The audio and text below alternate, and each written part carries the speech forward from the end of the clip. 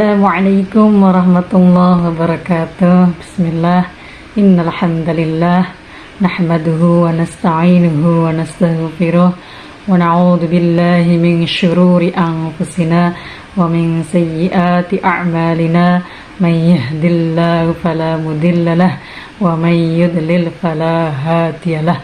Asyhadu an la ilaha illallah wahdahu la syarikalah wa asyhadu anna Muhammadan abduhu wa rasuluh. Rabbi shrah li sadri wa yassir li amri wahlul 'uqdatam min lisani yafqahu qawli, amma ba'd.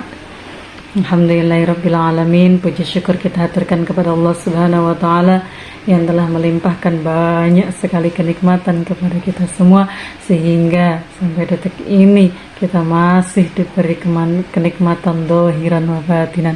Perlu kita syukuri bersama dengan mengucapkan Alhamdulillahirabbil alamin. Salawat dan salam selalu kita sanjungkan kepada Nabiullah Muhammad sallallahu alaihi wasallam yang kita nantikan syafaatnya, pertolongannya besok di yaumil qiyamah. Amin amin ya rabbal alamin. Pemirsa yang dimuliakan Allah Subhanahu wa taala, alhamdulillah senang sekali kami dari CMQ Halambung Selatan diberi kesempatan untuk menyapa seluruh pemirsa Provinsi Lampung. Di kesempatan kali ini izinkan kami untuk mengajak para pemirsa semua bermutolaah. Ini ada kitab karangan Syekh Abi Zakaria Yahya bin Syarafuddin An-Nawawi Asy-Syafi'i yang berjudul At-Tibyan fi Adabi Hamalatil Quran. Kitab ini menarik sekali, dan pada kesempatan kali ini kami ingin mengajak pada Shahifah 12. Di sini ada hadis yang diriwayatkan oleh Imam Bukhari Muslim dari Sayyidah Aisyah radhiyallahu anha. Sayyidah Aisyah radhiyallahu anha berkata, Rasulullah sallallahu alaihi wasallam pernah berkata, alladzi yaqra'ul Qur'an wa huwa mahirun bihi ma'as safaratil kiramil bararah walladzi yaqra'ul Qur'an wa huwa yatata'u fihi wa huwa alaihi syaqqun lahu ajrani. Yang apabila diterjemahkan dalam bahasa Indonesia artinya seperti ini. Rasulullah pernah berkata, perumpamaan bagi orang yang membaca Al-Qur'an wa huwa mahirun. Posisinya di sini beliau yang membaca Al-Qur'an itu sudah mahir, sudah lancar membaca Al-Qur'an. Tajwidnya bagus, makhrajnya bagus, sehingga prakteknya pun benar dan bagus pula. Maka di sini Nabiullah berkata, itu derajatnya beserta dengan malaikat safaratil kiramil bararah.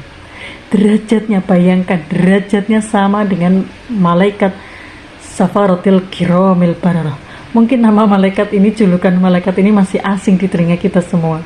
Tapi perlu kami sampaikan kepada pemirsa semua bahwa malaikat safaratul kiramil bararah adalah malaikat pencatat amal.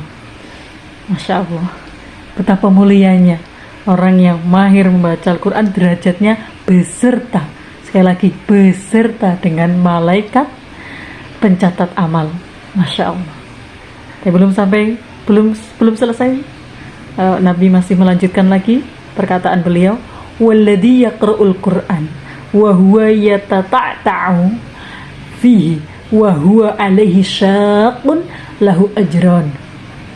Nabi berkata, dan bagi orang yang membaca Al-Qur'an yang mana posisinya dia masih sangat kesulitan sehingga bacanya sangat pelan, maka baginya layak untuk mendapatkan 2 pahala. Pahala di sini apa? Pahala dia membaca Al-Qur'an tersebut dan pahala kesusahannya dia yang mampu terus membaca Al-Quran walaupun terdapat beberapa kekurangan.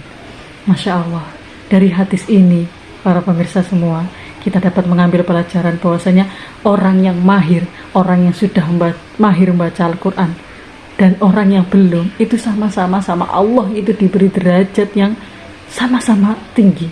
Yang satu orang yang sudah mahir derajatnya beserta malaikat safaratil kiramil baroroh.